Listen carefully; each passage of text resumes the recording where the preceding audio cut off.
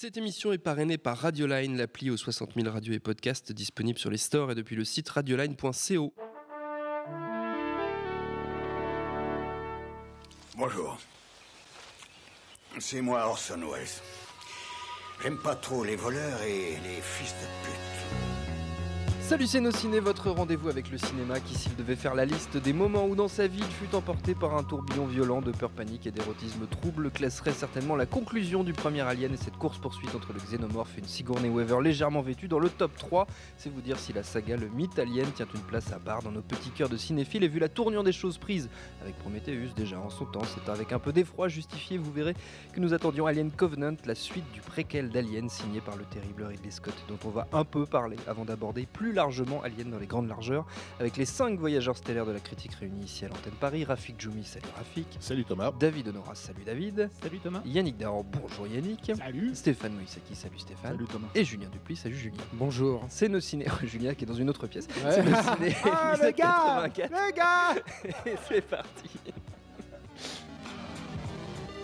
Monde de merde. Pourquoi il a dit ça? C'est ce que je veux savoir. Ça commence bien cette émission. Je ne ferai l'insulte à personne de résumer la saga Alien. Si vous ne connaissez pas, éteignez immédiatement cette émission. Allez chez votre vendeur de produits culturels le plus proche, achetez les 2 premiers au moins et revenez nous voir après. Pour les autres, entamons si vous le voulez bien en crevant l'abcès, le mot est juste, je crois, qu'est Alien Covenant, nouvelle itération donc de la saga, 5 ans après le pénible Prometheus. Ridley Scott ne lâche rien, remet le couvert pour nous emmener sur les traces de l'avant Alien avec un nouveau vaisseau affrété par la tentaculaire Weyland Yutani Corporation, le Covenant, avec le même androïde que dans Prometheus, toujours incarné par Michael Fassbender, sauf que là il s'appelle Walter et non plus David. Mais rassurez-vous, on va revoir David puisque la planète sur laquelle accoste le Covenant réserve bien des surprises qui entre autres bavent et ont une légère propension à vous bouffer la gueule à la moindre occasion. We don't know what the fuck's out there.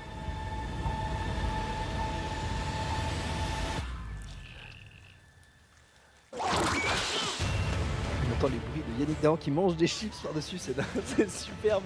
Quelle mise en onde absolue. J'entends rien, je suis Ah oui, désolé. t'as pas mis ton casque, c'est pour ça. Au casting, outre Fassbender, on trouve Catherine Waterston, qu'on avait vu entre autres chez Paul Thomas Anderson ou chez Danny Boyle, mais aussi Billy Crudup, ou même Danny McBride, oui madame. Alors rapidement, avant de passer aux choses sérieuses, un mot sur ce Covenant, messieurs. Julien, tiens, tu es en face de moi, ça tombe sur toi. Ah, il faut que je rentre dans Il est votre toujours pièce dans- déjà. Il faut que tu reviennes de la pièce dont tu étais. Est-ce que je suis là? Oui, Ah tu voilà, es là, ça y est, voilà, je suis c'est ça, arrivé. Voilà. C'est une petite formule. C'est à Prometheus que Prometheus était Alien. Voilà. Il devrait mettre ça sur les affiches. oui, non, c'est... Chacun il va aller Poupée de sa formule. Moi, Je pense. pour moi, la mienne, Graphique. c'est souviens-toi, l'été dernier, rencontre la dernière compagnie au clair de lune. Ah ouais. Ouais, un peu.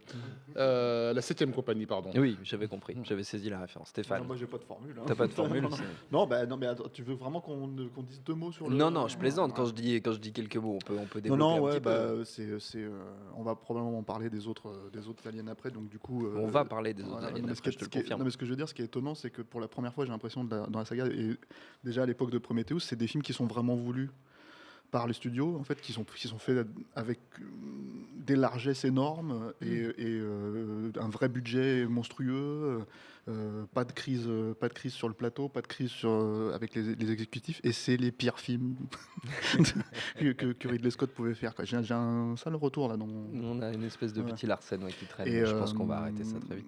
Et du coup, voilà, c'est surtout un film, j'ai l'impression, avec des personnages vraiment stupides, mais tous plus stupides les uns que les autres. La 7e compagnie, clairement. Ouais, hein. voilà, et du coup, Ouais. c'est très, comment dire, c'est fatigant en fait de regarder des gens faire. Enfin, c'est même pire que dans un slasher de base où tu te dis bon bah c'est Ou des. de temps en temps, dans un slasher de base, ils ont des éclairs d'intelligence. Quoi. Là, tu les attends. Mais de toute façon, ces personnages-là, on ne sait même pas comment ils s'appellent, on ne s'intéresse pas du tout à eux. Ils sont complètement interchangeables à l'écran. Il n'y a qu'un seul personnage qui intéresse a priori un tout petit peu Ridley Scott et ses scénaristes, et c'est l'androïde. Donc les humains, d'emblée, ils sont là, c'est de la chair à canon, Voilà, qui vont faire les pires conneries du monde. Hein. Ils sont contaminés par un agent étranger sur une planète étrangère dont ils n'ont jamais entendu parler. Leur premier réflexe, c'est d'ouvrir toutes les fenêtres du vaisseau pour s'assurer que tout le monde puisse rentrer. Vraiment, enfin, ça commence comme ça, et ça ne fait qu'empirer au fur et à mesure. Et si on devait recaler ça par rapport au reste d'Alien, c'est-à-dire que la problématique de Prometheus, c'était de prendre tout ce qui pouvait être mystérieux dans le premier Alien et en fait de donner une explication, même si on n'en a pas besoin, même si on n'en veut pas, même Oui. si ça fait 35 ans De qu'on intéressant et que tout rationaliser allait le bien. mythe. Voilà.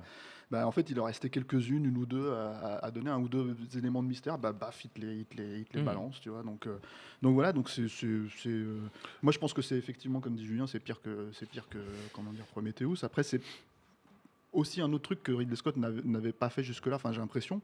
Parce qu'on dit quand même Ridley Scott, ce grand visionnaire, ce grand cinéaste de génie. Continue à le dire, Voilà, c'est fou. ouais, c'est fou. Et en fait, il a quand même tombé dans le cinéma doudou, quoi. Il est quand même tombé dans la citation nostalgique. Il reprend des thèmes de Jerry Goldsmith qui sont, je crois, qui reviennent pour la première fois en 38 ans. C'est quoi. super embarrassant. Voilà. Ouais. Il y a Alien, évidemment, avec des plans similaires. Moi, il y a ce moment que j'aime beaucoup, qui est quand même parce que Ridley Scott, qui non seulement est un cinéaste visionnaire, mais tape aussi sur ses petits camarades, avait détesté Aliens à l'époque.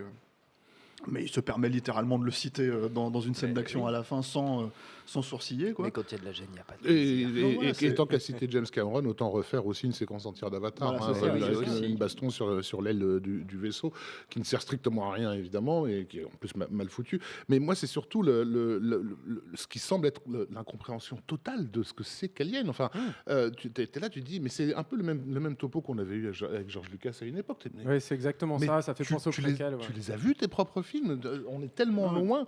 Il y a comment dire, le premier film, moi je suis suffisamment vieux pour avoir vécu la sortie, avoir vu les adultes réagir à ce truc-là. C'était un film qui avait mis tout le monde mal à l'aise. Les gens étaient fascinés, mais vraiment mal à l'aise. Alors évidemment, les gosses, nous, ça nous est fantasmé, ce machin-là qui mettait nos parents dans des états pareils. C'est un film angoissant, le premier Alien qui prend aux tripes, en tout cas au moins à son époque, quoi.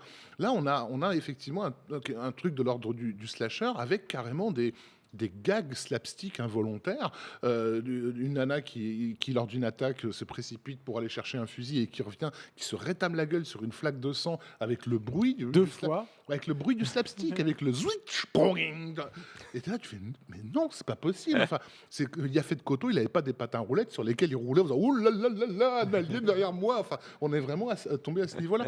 Et quand je cite Souviens-toi l'été dernier, j'ai l'impression que parfois c'est carrément des références. Il y a une scène sous la douche, par exemple, tu as l'impression d'être dans un vieux vendredi 13. Exactement, avec la queue de l'alien qui sort, le truc au ralenti, avec de la musique à fond, les jeunes qui font l'amour au ralenti sous l'eau et la queue de l'alien qui apparaît sur le côté. Mais aussi la meuf un peu avant qui prend son espèce de bain au bao, et il y a cette espèce d'alien albinos, là. Moi je l'appelle le Wawa parce qu'en gros c'est le chien de David dans le film. Il a un chien alien, voilà, qui tourne dans les airs. Donc il y a une espèce de caméra subjective de la créature. Déjà ça, il faut quand même insister. Ça, Une caméra chaud, subjective d'un alien. Quoi. C'est difficile. Il manque les bruitages. Moi j'aurais bien aimé quand il voit la meuf à poil qu'on l'entende un peu, qu'il fasse bon. Bref. Mais toute cette partie-là, c'est vraiment, souviens-toi, l'été dernier. Alors il aura beau jeu après de te faire une référence bien pédante à Fuseli et le cauchemar lorsqu'on trouve le cadavre de la meuf avec l'alien ainsi de suite. T'as envie de dire non. Et ça. Ouais. Ça, c'est un truc super embarrassant. C'est-à-dire que tu te souviens de Alien, on en reparlera tout à l'heure, mais c'était un concept de série B qu'il avait réussi à ériger bien au-delà de son scénario de base. Hein. Mais, et là, en fait, sur Prometheus, c'était déjà le cas hein, d'ailleurs, il s'empare de thématiques comme ça, presque métaphysiques en fait. Hein. C'est le rapport à Dieu, à ton créateur, au divin. Alors évidemment, il revient avec l'intelligence artificielle, etc. Pour te rabaisser ça, il est à un niveau d'un sous-alien italien des années 80. On est à peu près là-dedans. Et je serais même tenté de dire dans celui-là, et ça, c'était pas, moi je trouve que c'était pas trop le cas dans Prometheus, y compris d'ailleurs visuellement. C'est-à-dire que je trouve que la direction artistique du film est absolument catastrophique. Il n'y a rien à sauver. Il n'y a pas un décor. Il y avait les ingénieurs, au moins dans Prometheus, qui pouvaient commencer à créer un vague quelque chose. Là, il les traîne dans la boue, ces personnages-là. Sur le papier, déjà, le décor, qu'est-ce que tu veux faire avec ça? La planète, c'est une forêt. Donc, oui, tournons en Nouvelle-Zélande. Voilà, le fait de refaire, parce qu'en gros, il refait quand même le premier. En gros, le début, c'est la même. Ils reçoivent un signal d'une planète, ils vont sur la planète en question, et c'est là où ils vont où l'un d'entre eux va se faire féconder par une bestiole. Sauf que les 20 minutes que tu passais dans le premier à explorer cette planète alien, c'était une putain de planète alien. Ouais. C'était les cauchemars de Giger en live dans ta gueule, et là, c'est des gens qui marchent dans une forêt, quoi. Donc, c'est les randonneurs pendant un quart d'heure. Où il n'y a pas d'animaux. Où il n'y a pas d'animaux, l'aspect voilà. étrange. Était censé, comment dire, faire monter une tension là-dedans, non, c'est impossible. Jusqu'à l'arrivée de Luke Skywalker, là, où il y a une espèce de chevalier Jedi qui apparaît en pleine nuit pour les sauver d'une attaque d'aliens albinos. Enfin, c'est aberrant. D'alien qui fait du kung-fu. C'est quand même un très beau plan là où il se met à les latter avec. Ah non, Mais le truc aussi avec ce film, c'est. Ah pardon, Je voulais passer la parole à David qui n'a pas pu parler depuis tout à l'heure. Je le montre du doigt. Non, mais laissons parler David. David vous écoutait avec beaucoup d'attention, beaucoup de passion. Attention et en étant complètement d'accord avec tout ce qui s'est dit, notamment sur le fait que.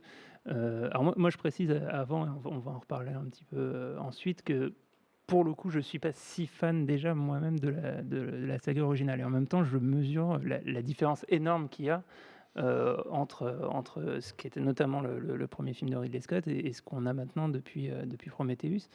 C'est notamment l'abandon de tout ce qui faisait l'angoisse en fait du début de la saga et notamment ici dans les scènes de la partie slasher, parce qu'en fait il y a quelque chose qu'on n'a pas trop précisé, c'est que au-delà de ça, même avant d'arriver dans ce qui est vraiment la partie slasher et angoisse du film, il y a quand même une très longue première partie du film d'exploration qui ne mène absolument à rien, qui en plus, contrairement au film original, repose sur une équipe qui sont censés avoir quand même plus de responsabilités. C'est pas des gens lambda dans un petit vaisseau dans l'espace. C'est ce qui les rend justement encore plus stupides. Voilà, c'est le décalage entre la responsabilité qu'ils sont censés avoir de recoloniser et de transporter toute une population avec eux, et qui soient mais tous plus incompétents les uns que les autres, et en plus de faire jouer parfois leur stupidité sur des relations affectives, genre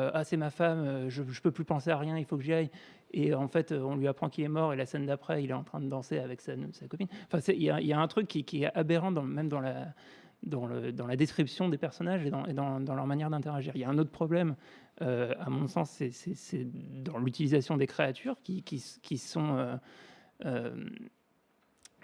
alors j'ai du mal à comprendre quelle a été la psychologie qui a amené à ça, mais effectivement, d'une part, on veut trop en montrer, c'est-à-dire que vraiment on voit les aliens. Alors il y a la version blanche qui est le Wawa qu'on voit beaucoup trop, en fait, qu'on voit beaucoup trop pour qu'elle fasse peur. En plus, c'est une petite bestiole très rapide, mais qui est trop intégrée au plan.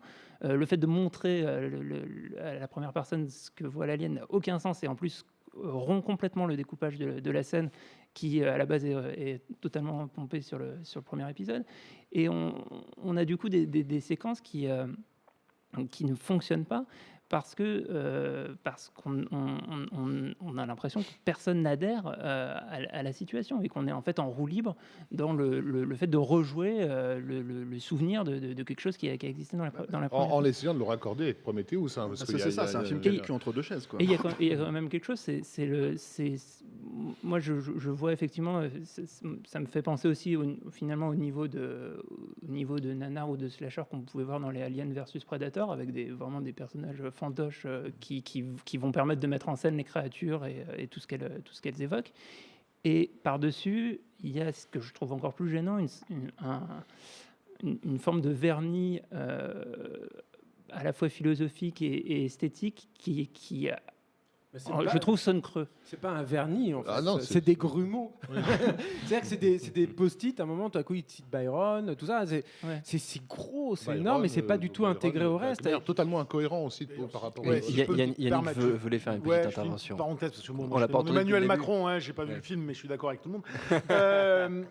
Juste par rapport à tout ça, moi c'est ce que je dis depuis des années sur Ridley Scott, et qui me sort par le trou de balle, c'est vraiment le vernis que tu dis, effectivement pseudo-philosophique, comme l'ampleur des budgets qu'il a, qui font une illusion du spectaculaire, mais qui n'est qu'une illusion. Elle n'est pas simplement la traduction d'un égo mal passé qui deviendrait le fossoyeur de sa propre œuvre, comme on a pu le dire pour George Lucas. Dans le cas de Ridley Scott, c'est pire. C'est-à-dire que c'est pas quelqu'un qui a un problème d'amour, répulsion par rapport à ce qu'il a créé, ce qui, à mon avis, est le cas de Lucas. On est vraiment chez un sénile dont la vieillesse a fait qu'il se prend littéralement pour Dieu, c'est typiquement... Il me fait penser à ce réal, à Alan Parker, tu te rappelles, dans les années 80, qui criait à tout le monde « Je suis le meilleur réalisateur du monde, les autres, c'est tous des connards ». Aujourd'hui, lui, il n'a pas besoin de le dire. Mais quand tu regardes ce qu'il fait, c'est pas simplement « Je prends Alien et je nique Alien ». Je suis sûr qu'il est complètement raté, celui-là.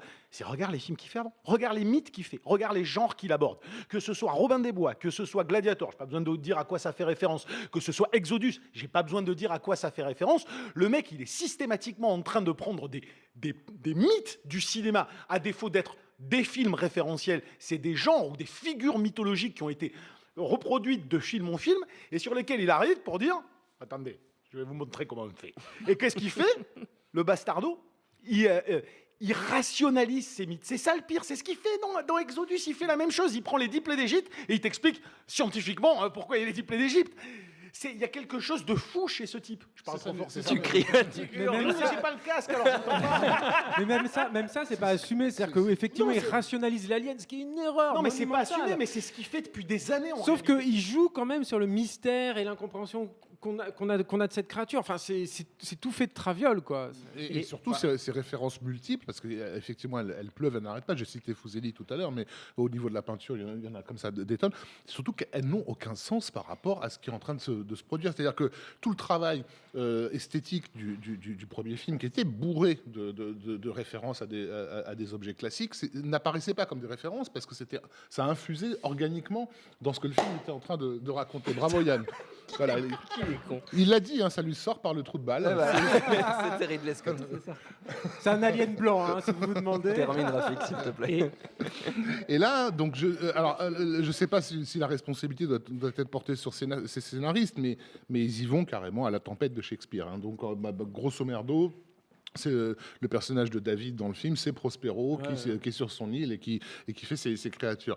J'ai envie de dire, si vous voulez voir une adaptation de La Tempête de Shakespeare version SF qui fasse plus moderne et moins kitsch que ce Alien, allez voir Planète Interdite, qui a conservé un tout petit peu de sérieux par rapport à ce qu'il raconte, ou l'île du Docteur Moreau éventuellement, y compris le remake de la fin des années 90. Non mais c'est super embarrassant. Et alors en termes de réalisation aussi, il y a cette idée d'essayer tout et n'importe quoi à des moments complètement inopportuns. Donc on parlait de la caméra subjective, la mort d'un personnage vu par des caméras de surveillance. Il y a des plans à la GoPro dans les couloirs. Ou la GoPro dans les couloirs. Mais à chaque fois de demander pourquoi. C'est même pas que c'est mal fait. On se dit qu'est-ce que ça fout là, quoi.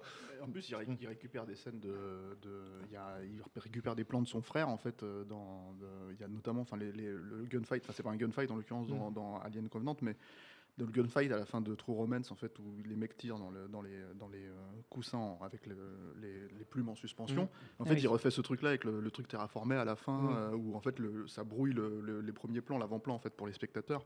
Donc voilà, mais comme il l'avait déjà fait d'ailleurs dans son film je sais plus, Mensonge d'État, Secret d'État, je sais plus comment ça s'appelait, où il reprenait carrément les vues satellites de Tony Scott. Il y a une scène dont on n'a pas parlé, mais qui à un moment donné dans le film, je me suis dit qu'il y avait potentiel de développer quelque chose, c'est justement la relation entre les deux androïdes, donc Walter et David.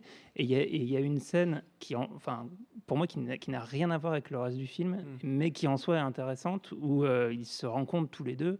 Et David apprend à Walter à jouer de la flûte, ce qui est une scène un peu homo-érotique, soulignée par les dialogues avec des trucs genre je m'occupe des doigts. C'est tellement grossier, c'est tellement énorme. Sauf que cette scène, alors, je suis d'accord avec c'est assez drôle, quoi. Il y a un côté un petit peu drôle qui sort un peu du sérieux sinistre du film et qui en plus c'est sûr que ce soit voulu, quoi. Non, c'est pas volontaire. Je sais pas, mais esthétiquement, il y a un truc. Il y aurait eu des choses hyper intéressantes à faire avec ce double Fassbender. C'est très clairement le seul truc qui l'intéresse, je pense. Oui, mais ça, c'est un problème, je trouve, par rapport à Alien à proprement parler. C'est-à-dire qu'en gros, on part du principe que l'androïde, qui est un truc qui a été, comment dire... L'alien, c'est l'étranger. Dans la saga Alien, il est censé être l'expression d'autre chose. Et tu es censé, en tant que spectateur, te raccorder au personnage principal. Mais la misanthropie de Ridley Scott, qui est de plus en plus apparente au fil de sa carrière, fait que là, aujourd'hui, il se cache même plus. Les humains ne m'intéressent pas. La misanthropie en soi, c'est une chose, mais là, je raccorde ça vraiment à la saga Alien, c'est-à-dire que t'as l'androïde qui était joué par Ian Holm dans le premier.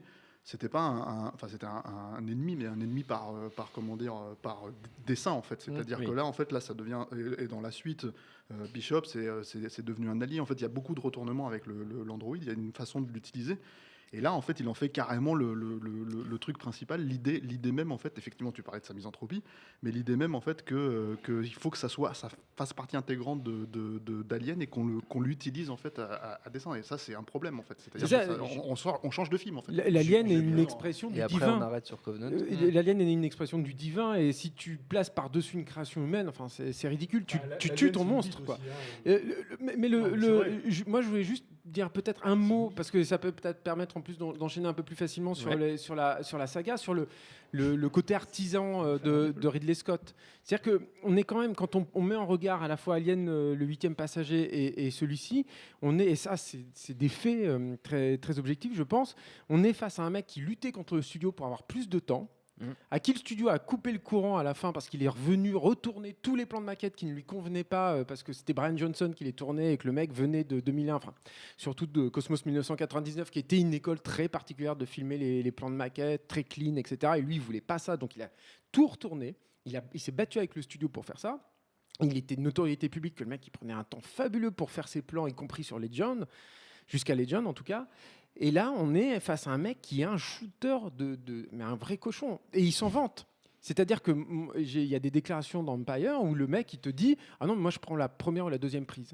Je sais ce qu'il me faut maintenant et je m'en fous et je shoot à 4 ou 5 caméras. » Et ça se sent dans le film. C'est-à-dire que même en-delà de tout ce qu'on a dit, qui est un peu de l'analyse, etc., c'est un film de cochon au niveau de l'artisanat. Il le dit lui-même dans le coffret Alien qui était sorti en DVD au tout début des années 2000, le commentaire audio de Ridley Scott sur le premier film, il était clair là-dessus. Il n'arrêtait pas de répéter « Si je faisais ce Alien aujourd'hui, je le ferais certainement pas comme ça. » Et il se regardait avec dédain en se disant ce n'est pas possible même en termes de studio, limite, la limite c'était c'est qui ce petit con, pour qui se prend-il, quoi.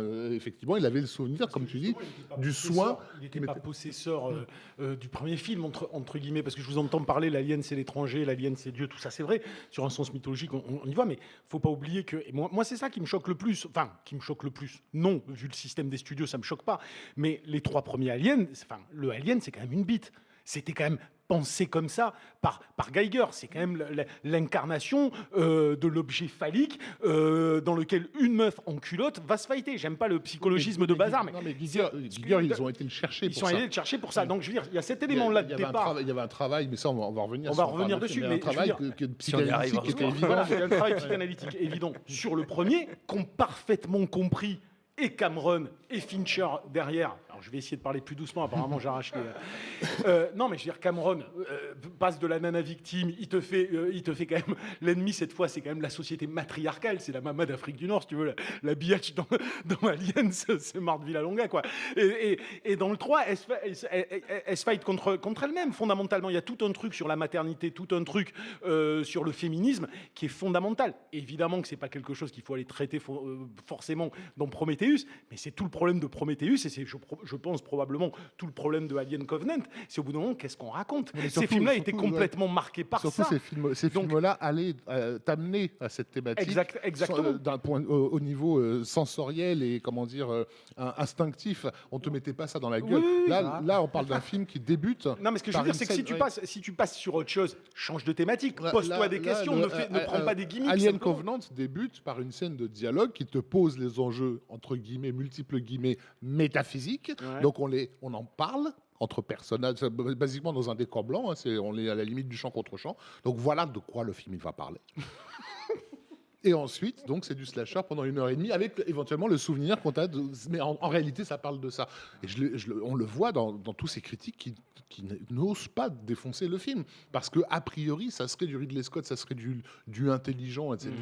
Donc, ils sentent bien qu'il y a quelque chose qui déconne. Ils sont quand même tapés un bon gros slasher des familles, mais ça ne sort pas. Ils n'arrivent pas à crever cet abcès. Et d'ailleurs, la seule figure féminine et maternelle qui reste, c'est l'ordinateur de bord, en fait. C'est réglé à ça. Ouais.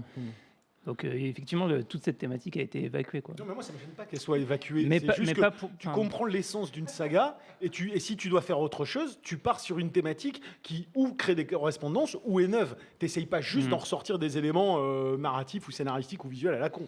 Bon. Ça va, Thomas? Ça va, ça va. Vous avez déjà largement commencé à parler de la saga Alien. On avait dit qu'on ferait dans une deuxième partie, mais bon, vous êtes complètement indiscipliné. On va quand même essayer. Ouais, je sais bien que vous en faites. Justement, parlons-en. Covenant, on peut dire que Covenant est derrière nous. Ok, c'est bon. On a crevé l'abcès. C'est oublié. Mais Rafik, je vais avoir besoin quand même de ta mémoire et de tes souvenirs, parce que tu le disais toi-même, tu es assez vieux ici autour de cette table pour avoir vécu la sortie d'Alien. Justement, commençons par toi sur l'impact culturel, on va dire, un petit peu de cette saga. Donc, sur le point de départ. Écoute, dans les souvenirs fragmentaires d'enfance que De j'ai, ton grand âge. il y a deux choses en fait. Il y a cette affiche qui ne ressemblait à rien du tout de ce qui existait à l'époque, qui était très étrange. Il y avait presque un grain vidéo dessus, avec cet œuf au-dessus d'une espèce d'un truc quadrillé. Donc pour des gamins, il y a quelque chose évidemment de symbolique assez fort, mais tu sais pas encore ce que c'est que le symbolisme. Et surtout, quand tu posais la question, l'adulte ne te répondait pas. Il faisait des grands yeux, genre... Et tu sentais que il y a quelque chose d'énormément de sulfureux en fait dans ce film, qui est peut-être moi j'ai pas vu cette époque, mais c'était peut-être le cas à l'époque de la sortie de l'Exorciste, quoi. Je crois que c'est un film qui a eu le même impact de terreur sourde, profonde, qui est d'un truc qui vient d'en dessous. Il y a une chose que j'ai toujours regretté, c'est que ça soit toujours pas rentré dans la tête des Français de comprendre d'où vient le film Alien. Alors c'est pas pour être cocardier, mais je pense que c'est important de le rappeler. Le premier Alien, c'est quasiment un film français. En fait, il est né de l'écroulement du projet de Jodorowsky Dune. Puisque Jodorowsky donc avait engagé, nous avons consacré une émission. Avait engagé Dan O'Bannon pour s'occuper des effets spéciaux du film. Et Dan O'Bannon, lui, à l'époque, avait bossé avec John Carpenter sur Dark Star, et il avait été frustré d'un truc. En fait, il avait imaginé cette histoire avec cette espèce d'alien en forme de ballon de plage qui défonçait les cosmonautes dans leur vaisseau. Il pensait que c'était un super truc et ça faisait rire personne. Et donc, il s'était dit, si ça les fait pas rire, il faudra que je leur recase pour leur faire peur. Et puis, il a laissé cette idée de côté. Et quand le projet de Dune s'est écroulé, Dan O'Bannon était en France, il a fait une dépression nerveuse, parce que c'était vraiment un projet auquel il croyait énormément. Et il a été interné en France. Comment ? Interné. Oui, interné. Non, il est tombé très très bas. Ouais, il s'était vraiment investi sur ce projet-là. C'était un projet de malade, Dune. Pour un mec à cette époque-là, versé dans la SF, c'était le projet quasiment d'une vie, quoi. Et donc il a été interné. En sortant de là, il a été hébergé à la fois chez Jodorowsky et Moebius. Et à cette époque-là, évidemment, eux, ils étaient sur les humanoïdes associés. Et donc, il passait sa journée au milieu de tous ces créateurs de SF. Et c'est là où il s'est mis à bosser comme un taré sur des tas de pitch, de scripts, de traitements dans tous les sens. Et cette idée de cet équipage... comment dire, dans un voyage presque quotidien, de gens qui s'emmerdent dans l'espace, etc. Tout ça, ça lui est venu, en fait... de l'ambiance dans laquelle il baignait, des humanoïdes associés. Et quand le projet a fini entre les mains de Ridley Scott, donc parce qu'il devait réaliser Dan O'Bannon, il faut le rappeler. Voilà, on va faire vite parce que ça a été un certain développement, il y a un long développement. Pour l'anecdote, donc quand il est sorti de l'asile, il a écrit donc le Alien, il a écrit le premier pitch de Total Recall, je crois, et celui de Minority Report. Donc en gros, il a un peu fait sa carrière en une semaine d'hospitalisation. Les deux derniers étant des adaptations de Philippe Cadic. Oui, tout à fait, mais bien réécrit. Bien réécrit, ça c'est sûr.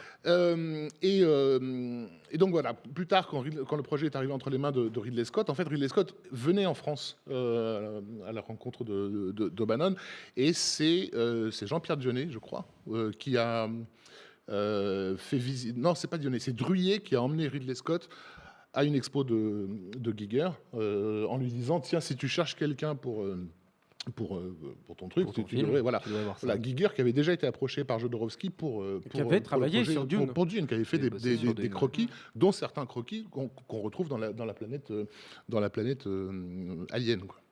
Ça devait être la planète des Harkonnen, en fait, la planète Alien. Voilà, j'ai raconté un petit peu dans le désordre, j'ai l'impression, mais enfin, c'est important, je pense, de resituer le film. Voilà. Et ça lui a donné une identité très très particulière. Et justement, ce grain un peu européen, on va dire, un peu intello, qui a été plaqué sur un film, comme le dit très justement Julien, qui était au départ un pitch de série B, quoi, qui a été transformé quasiment en classique.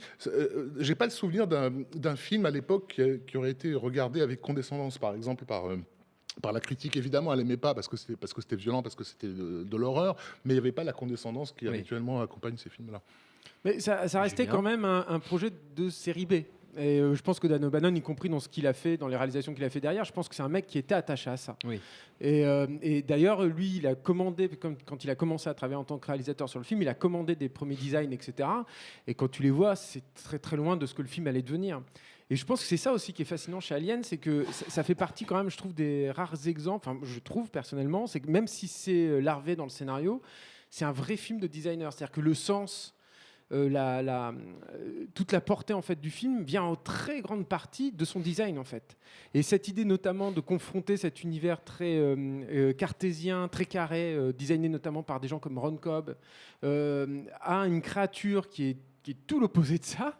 La créature gigeresque, je pense qu'il y a un choc des mondes qui crée énormément de sens et qui était, je pense, quasiment sans précédent. Moi, j'adore Planète Interdite, mais Planète Interdite ne réussit jamais à créer ce choc esthétique-là.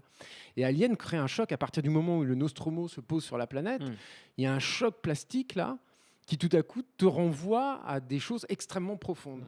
Et ça, je trouve ça totalement fascinant. Qui vont jusqu'au bout et dont on ne saura jamais vraiment à quel point elles étaient conscientisées par ces créateurs. Parce que la logique psychanalytique du film, elle est quand même par moments délirante. Enfin, on parlait de l'ordinateur qui s'appelle Maman, voilà, de toutes ces scènes d'accouchement, de mise au monde, du viol de Ripley par l'androïde. Enfin, moi, je me souviens, adolescent, quand j'ai enfin pu voir le film, c'était assez tard, le passage où il prend ce journal, qu'il le roule en forme de godemiché pour lui mettre dans la bouche, comme si ça marquait son impuissance, et que là arrive quelqu'un qui le décapite, et là, ça gicle du blanc dans tous les coins de la pièce. J'étais suffisamment grand pour me dire, j'ai comme l'impression que ça symbolise des trucs, tout ça. Mais c'était chez Scott de toute façon. Enfin, tu le retrouves un peu dans Blade Runner, tu le retrouves à fond dans Legend, hein, toute cette imagerie. Dans Legend, elle est même à la limite trop appuyée par rapport au conte de fées. Mais là, sur Alien, c'est tellement cohérent et ça arrive tellement au bon moment que en fait, tu ne peux que ressentir la chose. Tu la réfléchis même pas. C'est aussi un truc dans Alien, en fait, il faut déjà préciser que ça a été un très gros succès quand c'est sorti. C'était, je crois, à l'époque, 60 millions de dollars de recettes aux États-Unis, rien qu'aux États-Unis, donc c'est assez énorme. Et ce qui est, ça fonctionne tellement bien dans Alien, et on était dans tellement une autre époque, en fait, que ça n'a pas fait des petits, en tout cas esthétiquement parlant, en fait. C'est-à-dire que la trame, a été reprise, mais un nombre incalculable de fois. Roger Corman en premier lieu, voilà, c'était un séminoïde, non, je sais plus c'était lequel, la Galaxie la Terreur, voilà. Sur lesquels on bossait, je crois que c'est sur celui-là, bossait James Cameron, c'est ça. Et le truc, c'est que ça a été tellement même, encore une fois, fort, que Giger n'a pas pu vraiment rebosser dans le cinéma, en tout cas rien d'aussi marquant depuis. Enfin, on l'a. Il y a la mutante. Ouais, mais voilà, c'est ça. C'est on a essayé de faire venir. Il était complètement coincé dans cette logique-là. Et c'est évidemment la mutante. Bon, c'est rigolo, mais c'est beaucoup moins cohérent. Hein, on est d'accord. Et surtout, il y a un truc, c'est que certes, le film a peut-être pas été forcément, comment dire, encensé par la critique, mais il y a une logique de popularité derrière, en fait, qui était telle que c'est très rapidement devenu un film intouchable. En fait. Bien sûr. Ça a initié le courant anglais aussi de style, hein. Avec les trucs très enfumés, avec beaucoup de lumière en contre-jour, etc. Ça a initié un vrai courant plastique. Hein. Mais effectivement, le film est devenu un classique suffisamment rapidement, et à un point tel que dès l'annonce d'une suite en chantier, les voix se sont levées. Parce qu'on a évidemment oublié que c'était une toute autre époque. D'ailleurs, une époque où le grand public trouvait scandaleux de faire des suites au film. Et en plus, le film changeait de main à l'époque. Et qui avait tendance à se méfier des numéros à la fin des titres. Moi, j'aime beaucoup l'anecdote de la façon dont il a pitché, dont James Cameron a pitché, comment dire, Aliens à la Fox, en fait. À l'époque, il était en attente de Schwarzenegger pour tourner Terminator. Donc le film a été repoussé d'1 an. Parce que je crois que Schwarzenegger était sur Conan le Destructeur, un truc comme ça. Et en gros, James Cameron est allé voir son agent et lui a dit: j'ai besoin d'écrire. J'ai besoin de m'occuper en attendant. Donc je veux que tu me trouves des projets de scénario auxquels je pourrais me greffer. Et son agent, dans la même semaine, lui a trouvé le boulot pour Rambo 2, qui a été écrit à ce moment-là. Et dans la version petite parenthèse, dans la version de James Cameron, il y a beaucoup parce que ça a été complètement réécrit par Stallone après, il y a beaucoup d'éléments qui se retrouvent dans Terminator 2, notamment une asile psychiatrique au début où Stallone était... Bref, voilà. Donc il y a déjà il y avait les obsessions de Cameron, et il y a Aliens. Et Aliens, en fait, le pitch s'est fait... Enfin, ça s'est fait très très rapidement en fait, chez les exécutifs, il s'est pointé. Il a écrit en fait le nom sur sur le tableau blanc. Sur le tableau blanc, il a écrit Alien. Il a rajouté le S. Donc là, les mecs ont commencé à comprendre ce qui se passait. Et là, il a barré le S de deux traits comme si c'était des dollars, quoi. Et là, les mecs, ils lui ont filé le film tout de suite. Donc et ça, c'est une anecdote que raconte James Cameron, en fait, qui de toute évidence, avait déjà compris comment fonctionne un exécutif de studio. Et voilà, quoi. Et après, ce qui s'est passé, c'est que, voilà, donc il est parti écrire son film, donc lui-même est en premier fan évidemment du film de Ridley Scott, pour faire quelque chose de complètement différent en fait. Donc un fan qui rongeait son frein aussi, hein, parce que il a quand même été beaucoup nourri de la frustration de voir tous ces films se faire, parce que quand il avait vu Star Wars, ça lui avait mis un coup de pied au cul, où il s'était dit il faut vraiment que je m'y mette, quoi, parce que c'est ça que je veux faire, et qui a été suivi par Alien, deux films qui ont été lancés par le même producteur de la Fox, il faut quand même le rappeler, qui à cette époque-là d'ailleurs avait été dégagé du studio. Son nom m'échappe et j'ai Alan Ladd Junior. Merci. Voilà, merci Julien. Donc comment dire, enfin, il s'est nourri de ça, parce que comme lui justement, il était sur les productions Corman à l'époque, à faire du simili Alien, etc. C'était. Le truc, c'est que voilà, donc là, on parle quand même d'un film qui est complètement différent, qui reprend effectivement le personnage principal de Ripley, qui a survécu à la fin du premier, spoiler alert. Voilà. Mais si je peux juste donner un truc, je pense aussi très intéressant par rapport au personnage de Ripley, par rapport à ce qu'elle traverse dans le premier film, elle se révèle être le personnage principal. C'est-à-dire que quand tu découvres le premier Alien, tu sais pas qui. Oui. Sigourney Weaver, c'est pas une clair. star, quoi. Donc par réflexe, c'est Tom Skerritt qui était le porte-parole en fait. Oui. Tu penses que c'est lui le héros, du coup sa mort en est d'autant plus traumatisante. Mais ce qui est intéressant, c'est que si tu revois le film, tu t'apercevras que tous les comédiens jouent de façon très sexuée, comme si le fait qu'ils soient sexués menait à leur mort. Il y a quand j'ai connu Veronica Cartwright qui passe son temps à hurler, qui est très entre guillemets féminine dans ses réactions. Tom Skerritt qui est vraiment le bon macho viril de base. Koto qui se reçoit une espèce de Jacques facial là, sur la gueule avant sa mort, et dont on ne sait pas trop quel rapport il entretient avec son collègue Harry Stanton, dont on peut imaginer qu'ils sont un petit peu pédés tous les deux tranquillement dans un coin. D'ailleurs, il fait une référence directe à ça dans Covenant, puisqu'il y a carrément deux personnages similaires qui sont pour le coup homosexuels. Enfin, bref, et du coup, Ripley, c'est la seule qui n'est pratiquement pas de vraie identité sexuelle en fait dans le film. Et c'est ça qui rend aussi que sa confrontation avec la créature, qui elle n'est que ça, c'est que du cul sur pattes, aussi intéressante. Et quand Cameron récupère ce personnage, le fait qu'il dévie vers la mythologie, en l'occurrence la mythologie antique grecque, je le trouve très intéressant. C'est comme si Ripley avait déjà montré qu'elle était surhumaine en fait dans le premier. Et il y a aussi une construction dans le Aliens crée une véritable mythologie qui n'était pas forcément là dans le premier en fait. C'est-à-dire que tout ce qui va être réutilisé, employé dans Alien 3, Alien 4, tous les trucs qui sont sortis, les jeux vidéo, les BD, tout ça, etc., c'est dans Aliens à proprement parler. Il y a le choc esthétique qui était le premier. Et il y a cette notion de dire voilà, cette fois en fait on pousse les potards à fond. Il en fait une mère de famille. Dans la version longue, on comprend que c'est parce qu'elle a perdu sa fille dans l'intervalle, puisqu'il y a 70 ans qui séparent les deux premiers. Elle était en Elle était cryogénisée, enfin non, en cryostasis, je sais plus comment on dit, voilà. En état de En état stase, on va de dire. sommeil, ouais. Oui, Sigourney Weaver, on avait beaucoup voulu à Cameron d'ailleurs qu'il ait coupé ses scènes, parce qu'en fait le film durait plus de 2h30, je crois, dans le montage. Ce montage-là, c'est 2h30. On ne pouvait pas le sortir comme ça. À l'époque, on ne faisait pas de ce genre de durée. Maintenant, c'est Donc un il avait mercredi réduit un comme les autres. maximum, je crois, c'était à combien, 2h15, c'est ça 2h, ouais, c'est 2h15. Ouais. Et donc il avait effectivement zappé toute l'intrigue maternante de Ripley. Les origines, or, en tout Sigourney Weaver a basé un peu tout son jeu là-dessus, donc elle était assez furax. C'était fondamental aussi au niveau de la signification du récit. C'était quand même, c'est une mère contre une mère, mais Oui, bien sûr, deux mères bien sûr. donc c'était ouais. fondamental, quoi. Et il y a aussi le fait que les aliens en fait soient en gros très intéressants pour les Weyland-Yutani en fait, c'est pareil, c'est dans Aliens en fait, c'est que ça revient quoi. Tu l'avais un petit peu dans le premier quand même. C'est beaucoup plus exploité. Ouais.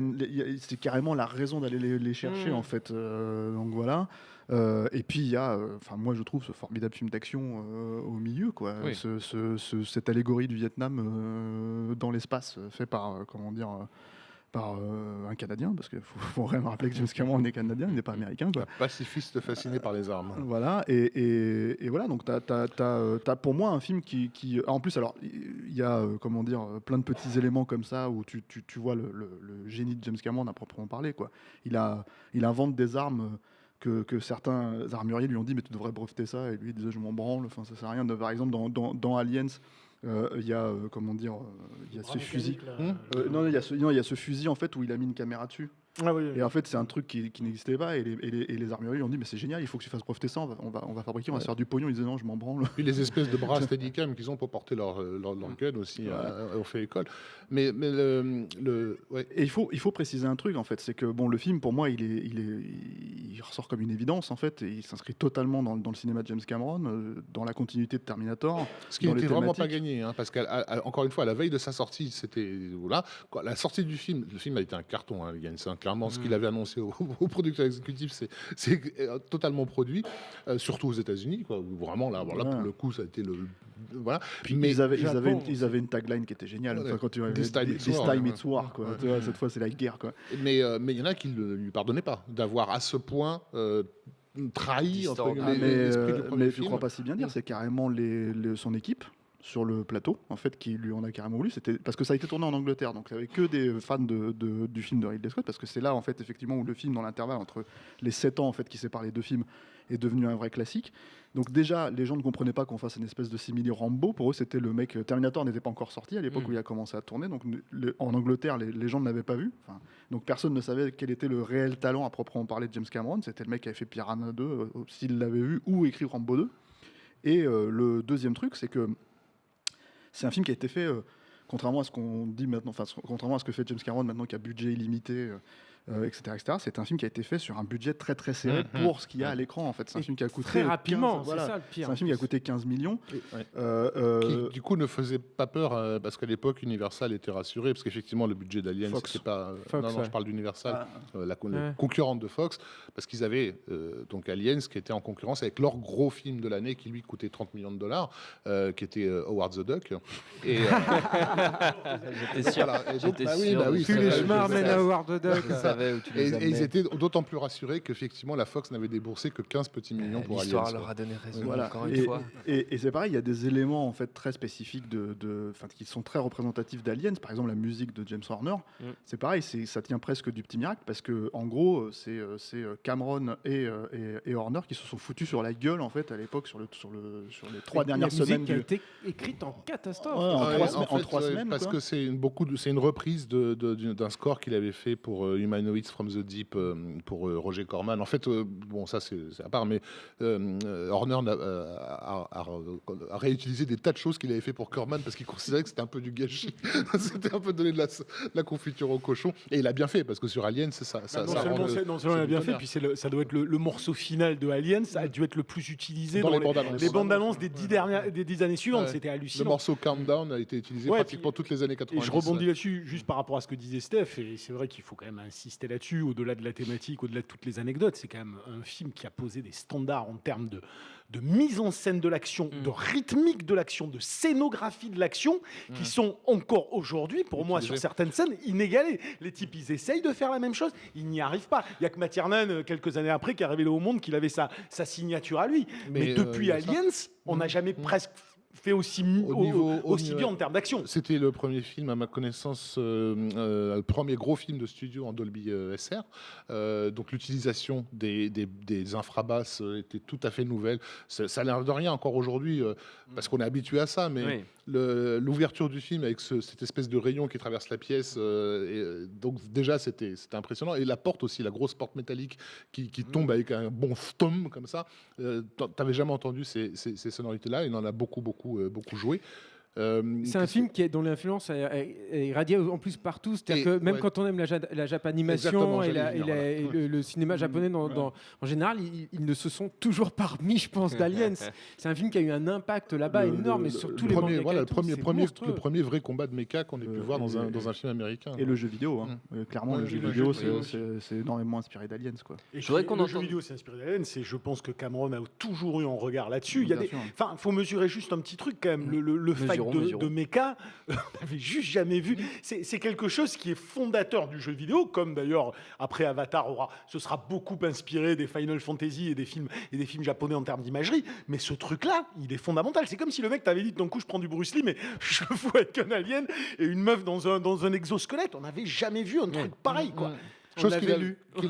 Mais c'était un truc de malade. Ou que certains Happy Few avaient vu dans ses courts-métrages, puisqu'il avait déjà tenté le truc dans les courts-métrages. Mais là, et puis aussi, l'arrivée peut-être explicite, pour moi en tout cas, d'une vraie structure mythologique dans ce type de cinéma-là, c'est-à-dire de gros budgets avec des sujets de série B, puisque donc vraiment le parcours de Ripley, c'est la descente aux enfers de Ridley. Enfin, je veux dire, elle descend chercher la vie au fin fond de la Terre pour la ramener. Ce que Neil Marshall va refaire à sa façon avec The Descent.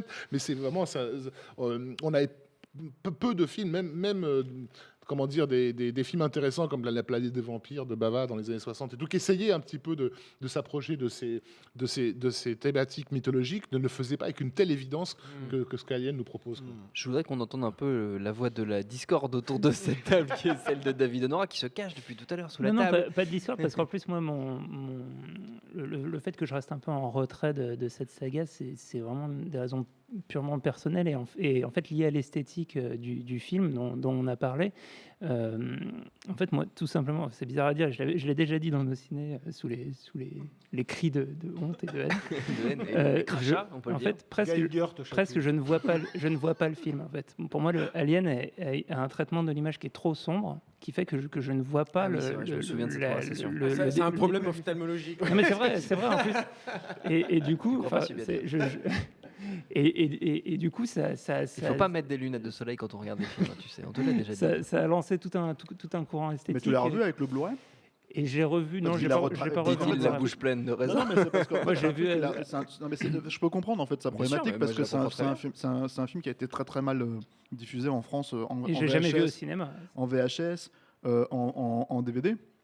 Jusqu'à ce que Cameron en fait reprenne complètement le négatif et qu'il refasse le remastering, quoi, qui date de 2010 là, pour la sortie en Blu-ray, et c'est incroyable, quoi. Mais en fait, et typiquement, pour moi, c'est un film que j'ai uniquement vu à la télé, et en plus les premières fois dans ses diffusions télé. Oui, donc quand tu dis que tu l'as pas vu, tu l'as pas vu. Non, mais c'est vrai, et qui est un film qui, par son choix esthétique, est purement un film, je pense, à voir en salle, parce que justement pour des questions de contraste et de composition des plans, toute la séquence de fin du premier Alien notamment repose sur un jeu de clair-obscur qui me paraît hyper audacieux, quoi, et et qui, moi, me laisse un peu sur le carreau dans les conditions dans lesquelles je l'ai vu. C'est d'une violence visuelle, la fin d'ailleurs du premier Alien. C'est vrai. Et en même temps, alors, je trouvais ça très intéressant de vous entendre parler justement sur les conditions de production des différents films.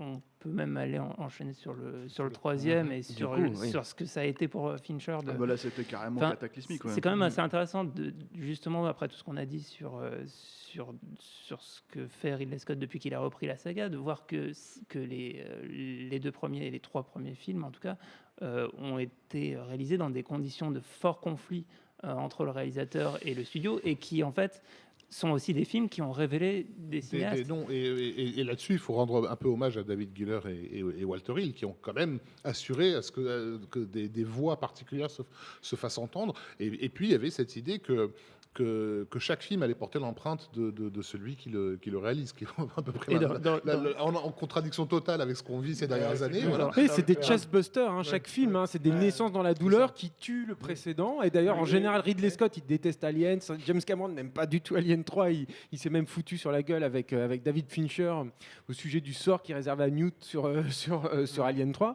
Et à chaque fois, c'est aussi des mecs qui doivent faire leurs preuves face à l'industrie, en fait, pas simplement face au studio. Cameron, c'était pas du tout acquis. Ridley Scott, c'était pas acquis non plus. Et Fincher, c'était encore pire. Fincher a carrément renié le film. Cameron, c'est pas tant avec le studio, en fait, qui s'est foutu sur la gueule. C'est vraiment avec son équipe, en fait. C'est-à-dire que, en gros, ils étaient tellement serrés, c'était tellement difficile à faire. Ils ont tourné en hiver en Angleterre. C'était Gaylan Hurd qui était la femme de Cameron à l'époque, qui était la productrice. Et en fait, en gros, pour montrer l'exemple, alors ça peut paraître un peu bateau, mais en fait, pour montrer l'exemple, elle venait en bagnole. Elle n'avait pas du tout de chauffeur, comme c'est le cas aux États-Unis ou sur les productions américaines. On t'envoie un chauffeur pour venir sur le plateau. Elle venait elle-même en bagnole. Et ça, c'est un truc de power play, en fait. C'est-à-dire qu'aux États-Unis, chaque producteur sur un film veut avoir son chauffeur pour montrer qu'il a le pouvoir sur le film, pour pouvoir machin, etc.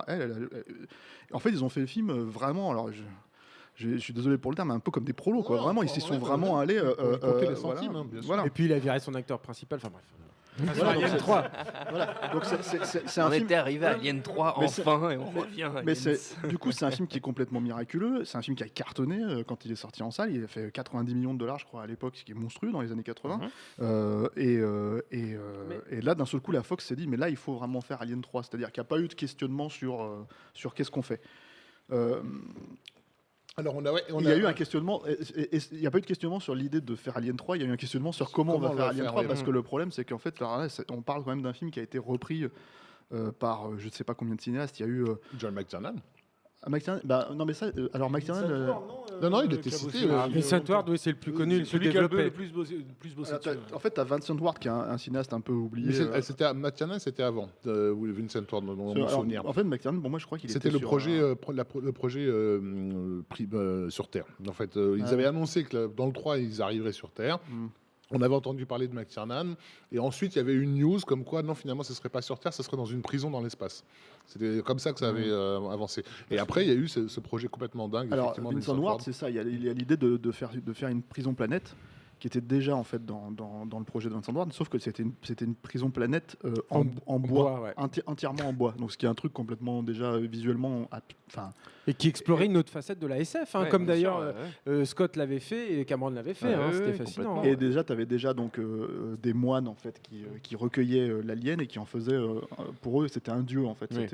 C'était plus médiéval quoi. Voilà. Et comment il s'appelle Alors juste pour info, la raison pour laquelle ils avaient aussi repéré Vincent Ward, c'est que son film Flight of the Navigator, qui n'avait pas été un énorme succès, avait beaucoup buzzé, était sorti dans pratiquement tous les pays et avait pas mal buzzé. On en entendait beaucoup parler. Voilà, je crois qu'il a fait un film après, non, aux États-Unis, Un cœur de métis. Cœur de métis, qui est un film complètement taré. Ouais.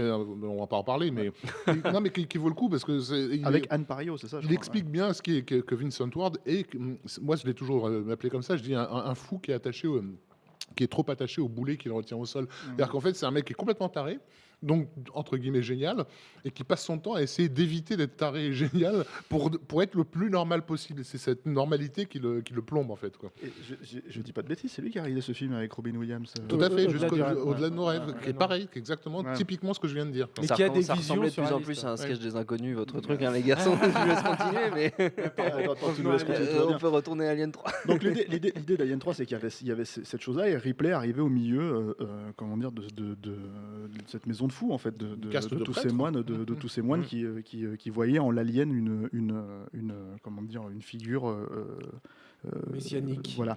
Qui les bouffaient quand ils allaient dans les chiottes. Ouais. Il y avait des espèces de chiottes turques en bois, non mais c'est ça. Et les curés se faisaient bouffer par l'alien qui sortait des chiottes. En fait. Vincent Ward a pas mal bossé sur le film. Il a donné Beaucoup travaillé. Voilà, ils ont gardé. Il y a beaucoup.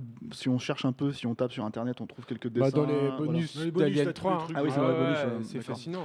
Hein. Et finalement, en fait, le film a été donné à Rémi Harlin, qui a quand même aussi bossé dessus pendant quelques temps, quelques temps avant de partir faire Die Hard 2. Donc c'était à peu près à cette époque-là. Et finalement, je crois que c'est Fincher qui a récupéré. Ridley Scott avait été aussi appelé pour faire le troisième, parce que l'idée c'était de revenir un peu aux sources. Et en gros, Ridley Scott a fait non, ça m'intéresse pas. Tu me réserves pour Prometheus. Il faut savoir que Je me réserve pour 1492. Mais parce qu'il faut quand même se souvenir que le Cameron avait été un triomphe, mais que c'était un film qui était mal aimé pendant très très longtemps. Hein.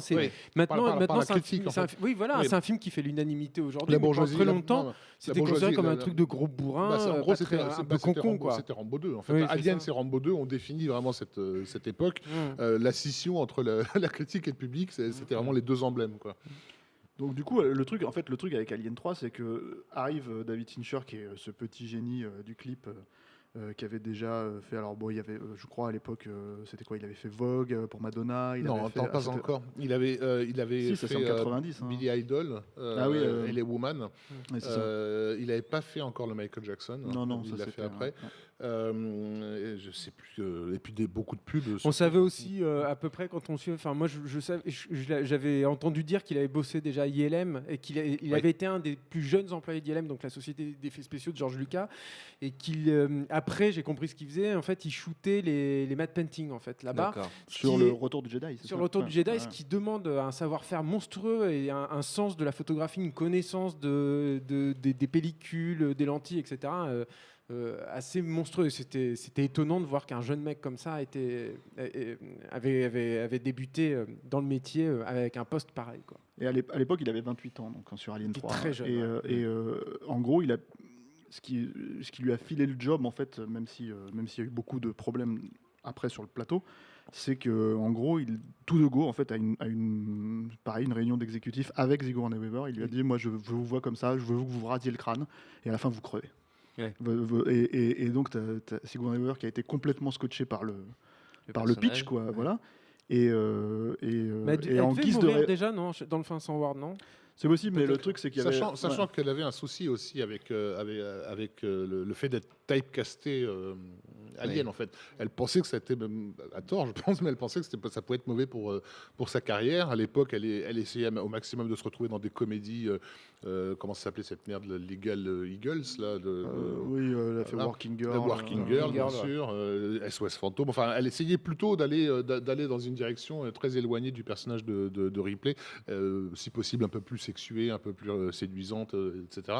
Et donc, l'idée de crever, de le faire mourir, elle était clairement pas contre. Le truc, moi je sais pas si chez Vincent Ward elle devait déjà mourir, mais en tout cas le truc c'est que en guise de réponse en fait, qui signifiait en fait à sa manière, comment dire, qu'elle voulait faire ce rôle-là, en fait, c'est qu'elle s'est retournée vers les producteurs de la Fox, et elle leur a dit vous me payez combien maintenant.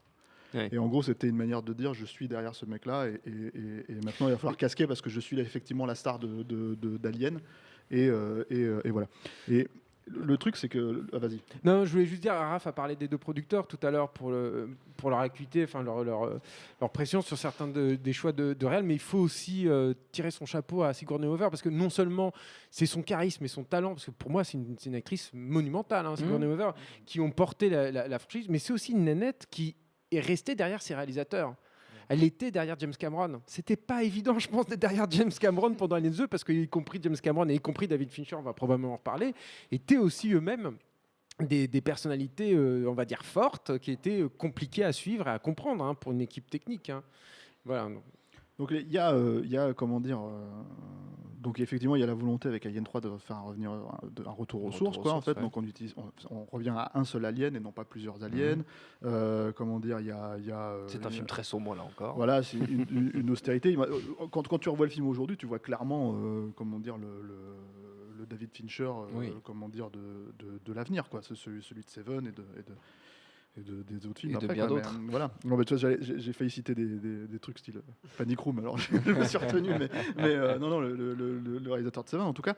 Et le truc, c'est que voilà, c'est un film qui a été déjà tout de suite, très rapidement en fait, parce qu'il y a eu déjà une pré-production qui a coûté cher, qui était déjà dans les choux en fait pour le réalisateur. C'est-à-dire que au-delà de la vision, au-delà de tout ça, le studio lui en voulait déjà en fait de quelque part de démarrer dans les starting blocks alors qu'il était déjà en retard en fait. Le script n'était pas fini. Le script n'était pas terminé. Walter Hill et Giler sortie. Quand on dit qu'il est en retard, c'est pas qu'il est en retard globalement, c'est qu'il y a une date butoir impossible à contourner, avec un teaser qui avait déjà été balancé. Tout à fait. Et surtout, c'est que on parle d'un réalisateur de 28 ans qui est extrêmement méticuleux, qui prenait son temps pour faire ses plans, qui prenait son temps pour diriger ses acteurs, qui prenait son temps, etc., etc. Alors que fondamentalement, et ça c'est un truc qui a clairement été dit après la sortie du film en fait, et aujourd'hui en fait c'est dans les bonus justement, c'est la Fox s'en foutait de la qualité du film. Complètement. C'est-à-dire que pour eux, l'idée c'était de toute façon, il fallait que le film sorte à cette date-là et il fallait qu'il cartonne. Et le truc c'est que, alors évidemment, à un moment donné, quand tu fais un film qui est aussi, comment dire, déjà problématique sur le papier, parce qu'effectivement il n'y a pas de comment dire, de charpente à proprement parler, le scénario n'est pas terminé, que tu as des comment dire, producteurs qui sont aussi des cinéastes comme Walter Hill, qui d'un seul coup en fait se disent mais nous on peut récupérer le scénario. C'est John Lando surtout qui l'a. Oui, mais c'est quand je sais plus quel est le nom du producteur, tu vas peut-être me rappeler, qui s'est barré justement, et c'est pour ça que John Lando a repris peut-être.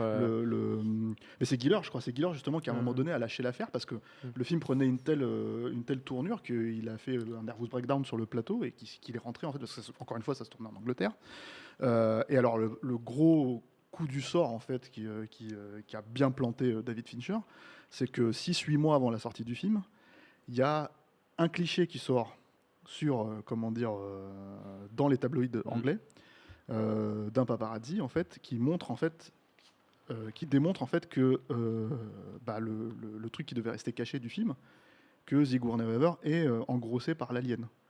Donc du coup, comment dire, là c'est branle-bas de combat pour le studio parce que tout le monde est au courant, ça revient dans Variety, ça revient partout. C'était le spoiler, comme sur Internet aujourd'hui, mais avant l'heure quoi. Et du coup, tu as le studio qui commence à paniquer, qui se dit mais on a plus notre fin, qu'est-ce qu'on va faire? Et donc il faut qu'on retourne la fin, donc ils ont arrêté le film. Entre-temps, les cheveux de Sigourney Weaver ont repoussé, elle a refusé de se raser le crâne parce que c'était infernal quoi. Ce qui a coûté une fortune parce qu'il fallait lui poser une prothèse en mousse de latex qui était extrêmement difficile en plus à poser parce qu'elle. Donc en gros, chaque nouvelle scène retournée, c'était $40,000 de plus à aligner si elle devait se raser le crâne. Donc les mecs, ils ont fait une prothèse effectivement à moitié prix, quoi. Voilà, il y a eu plein de trucs comme ça. On oublie de dire que comment il s'appelle, Giger avait été rappelé pour refaire la créature, parce que la créature change un petit peu de design à chaque film. Ça, c'est un truc qu'il faut aussi préciser. Et qu'en fait, ces sketchs ont été bazardés. Je crois que c'est Gillis et Tom Woodruff, ouais, c'est ça qui ont récupéré le design. Mais même au niveau et qui interprétait d'ailleurs la créature sur le plateau, quoi. Comme d'habitude. Voilà. Et du coup, en fait, voilà, ça donne un espèce de film brinque-ballant, étrange, mais en même temps, moi, je trouve assez réussi, quoi, sur plein d'aspects, parce que déjà, il a une forte personnalité. C'est un film qui a une forte personnalité. On plaisantait tout à l'heure sur la vision. Même en termes culturels, en fait, si on peut dire que le premier était un film européen et le second un film américain plus tu meurs, quoi. Enfin, c'est pas américain, c'est Meurica. Moi, je me souviens en tout cas la première vision du 3, avoir presque l'impression d'être devant un film russe, et notamment dès les premières séquences avec cette espèce de flash, stroboscopique sur la musique assez expérimentale pour l'époque d'Alien Goldenthal. Quand ils arrivent sur la planète alien où tu as cette espèce de vent cosmique, sur la planète prison. Oui, la planète prison, mais comment dire, à l'extérieur, il y a une espèce de vent qui est fait de parasites à l'image, en fait. Il y a des effets qui étaient presque plus proches d'un Tarkovsky que d'un blockbuster hollywoodien. C'était assez déstabilisant aussi vu à l'époque. Et c'est un film qui s'est fait massacrer aux projections test, Donc le truc, c'est que les gens comprenaient pas. Enfin, bon, après ça dépend à qui tu vas demander évidemment, mais en l'occurrence les projections test se faisaient avec des kids de 17 ans qui comprenaient pas. Donc c'est l'inverse de la réception de Covenant. De toute façon, Alien, c'est puis ça. C'est vrai qu'ils n'étaient pas appréciés en général ces films. C'était assez curieux d'essayer de revenir au premier, alors que du côté du public, il y avait au contraire l'attente d'une hypertrophie. Donc, quand les gens avaient commencé à délirer sur le coup de l'arrivée sur Terre. En gros, le public de l'époque voulait déjà... Qu'on avait dans les comics. Voilà, il voulait déjà se taper un Independence Day, grosso merdo. Ce qu'il attendait du troisième Alien, c'était de la bourrinade à n'en plus finir, quoi. Non, il y a ça, et il y a le fait que, soi-disant, la scène finale, elle ressemblait trop à celle de Terminator 2, parce que c'était que le personnage de Ripley se jette dans la lave en fusion. Et du coup, en fait, il y a parmi les reshoots, il y a des trucs qui ont été rajoutés, c'est notamment le Chestbuster, justement, le moment où l'alien dans la version sale, quand Ripley se jette dans le vide, se suicide en fait pour épargner à l'humanité ce qu'il attend avec l'alien. Tu voyais l'alien en fait qui sortait de son ventre juste avant qu'elle plonge dans la lave. Oui. Et ça, c'est un truc qui a été coupé dans une version longue, un peu bâtarde, qui est sortie en 2003. 2003, ouais. Je sais plus comment ça s'appelle. Elle a un nom un peu bizarre. Parce que c'est pas vraiment un director's cut dans le sens où Fincher n'a pas. Cut, ou je sais pas quoi. Non, c'était pas. Non, parce que c'est beaucoup plus lent. Auctioneer's cut ou un truc comme ça. Je ne sais plus. Ouais. Mais le truc, c'est qu'en fait, c'est une version qui est plus longue. Il y a 20 minutes en plus, 30 minutes en plus, je crois. Et en gros, c'est cet élément, par exemple, le Chestbuster, en fait, a été viré. Alors ça, c'était une attente, je pense, qui était aussi liée à ça fait partie de la saga, donc il faut qu'on en mette un, etc., à ce moment-là, quoi. Donc voilà, la réception du film. Le film a relativement marché par rapport à ce que c'est quand même. Il faut le rappeler, mais c'était pas le succès annoncé. Mais en même temps, je pense que les mecs, ils ont quand même grosse sortie aussi. Ils ont essuyé les plâtres. Et le truc qui s'est passé, c'est que ça aurait dû tuer la franchise. Enfin voilà, on aurait dû dire maintenant Ripley n'est plus là, etc., etc. Et ça n'a pas été le cas. Et ça n'a pas été le cas puisqu'en fait, je crois, si je dis pas de bêtises, je crois que c'est Joss Whedon qui leur a dit j'ai une idée. Merci Joss Whedon. Non, ils sont allés le chercher, je crois. Ils sont allés le chercher, en fait, et c'est lui qui leur a proposé le clonage, en fait. Donc sur comment dire. Ils voulaient du popcorn, ils ont eu du popcorn au final. Il faut savoir que Jeunet a coupé énormément dans le scénario de Whedon. Et à la base, c'était pas Jeunet, en fait. Alors c'était pas Jeunet qui devait faire le film, c'était Danny Boyle. Qui a un peu travaillé dessus et qui finalement s'est rendu compte à l'époque qu'il n'était pas, c'était après Trainspotting, il s'est rendu compte qu'il n'était pas du tout fait pour faire un blockbuster, en tout cas à cette époque-là. Et que du coup il avait jeté l'éponge et effectivement ils sont allés chercher Jeunet après la Cité des Enfants Perdus. Voilà. On va conclure quand même parce qu'on a été très très très long là. Ça fait au moins 1 heure qu'on parle d'Alien, mais quand même justement dire quand même un petit mot d'Alien Résurrection qui est par exemple moi le premier que j'ai vu au cinéma. La jeunesse. Toute une génération. Non mais je pense que toute une génération a découvert la saga Alien avec ce film-là, les gens de mon âge notamment, parce qu'en 97. Mais pour moi il faisait déjà plus partie de la saga. Oui, mais quand même c'est déjà la première exploitation effectivement c'est une première itération vers autre chose, mais quand même la franchise. Mais en fait il y a une rupture, c'est plus un film qui est tourné en Angleterre, c'est bête mais il y a une patine, il y a un savoir-faire dans les équipes anglaises qu'on retrouve dans les 3 films. Rafik il a tout à fait raison, le côté européen, russe et tout ça c'est indéniable, mais il n'empêche qu'il y a une lumière pas pareil par exemple en Angleterre, l'absence de lumière dirait David Nora. Mais ça manque en fait déjà dans Alien, et puis c'est pas un film qui s'est fait dans la douleur aussi. C'est un film qui ça a été très compliqué, ça a été hyper compliqué pour Jeunet de tourner Alien Résurrection, et on peut pas lui enlever ça. Faut dire qu'il parlait pas anglais déjà. Il fallait le faire. Il s'est fait taper dessus par les ricains. Faut voir comme et tout. Il a fallu qu'il monte pas de blanche, mais c'est pas un film qui s'est fait dans la douleur. Et je pense que quelque part, la valeur aussi de ces 3 films-là, de Alien et Alien 3, c'est ça aussi. C'est Des que ça, accouchements douloureux. ça se sent. Et le film en bénéficie de ça. C'est malheureux à dire, mais des fois, il faut qu'un film se fasse dans la douleur, C'est vrai, dans le vraiment, conflit. Il y a quand même aussi, malgré tous les problèmes qu'a pu connaître Alien 3, tu as quand même une faiblesse du scénar, pour moi, de Résurrection, qui est la cause première, parce que je veux dire, Jeunet, on peut lui jeter la pierre sur plein de trucs. Bah, mais malgré... son principal problème, c'est qu'il en avait rien à foutre des aliens. D'accord, Je veux dire, il peut-être, dit mais déjà à, dans les voilà, médias avant même à côté de ça, c'était un mec qui avait la possibilité de faire quelque chose. Je veux dire, il reste dans le film, qu'on l'aime ou qu'on l'aime pas, il reste des beaux plans, il reste certaines belles choses. C'est essentiellement narrativement que pour moi, c'était tout d'un coup l'aveu que clairement les gens qui allaient faire des aliens à partir de maintenant n'avaient rien compris à ce qu'étaient les aliens en termes thématiques avant. Ça, pour moi, C'est rentré dans le système du studio, en Voilà, fait. c'est ça. Surtout ça. Ouais, et puis il y a des scènes un peu bizarres là. Il y a du basket. ce moment où elle fait du basket.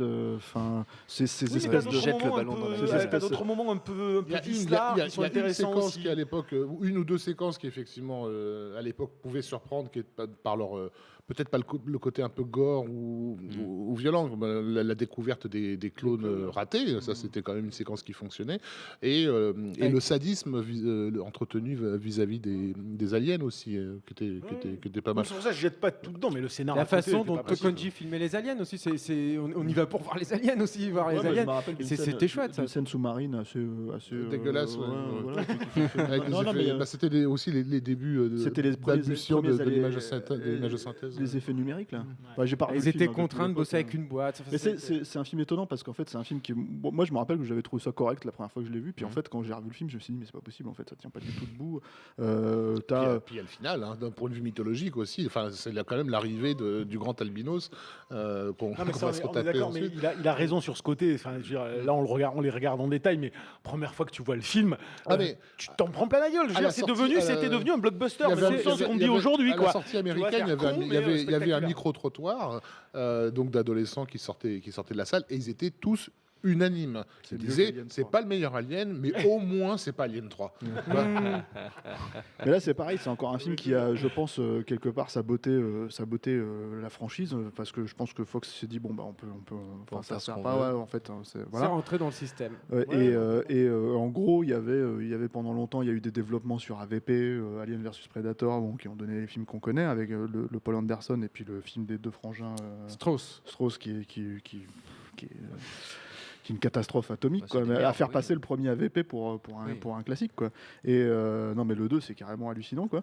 Et puis donc il y a effectivement la récupération par Ridley Scott dont on a parlé.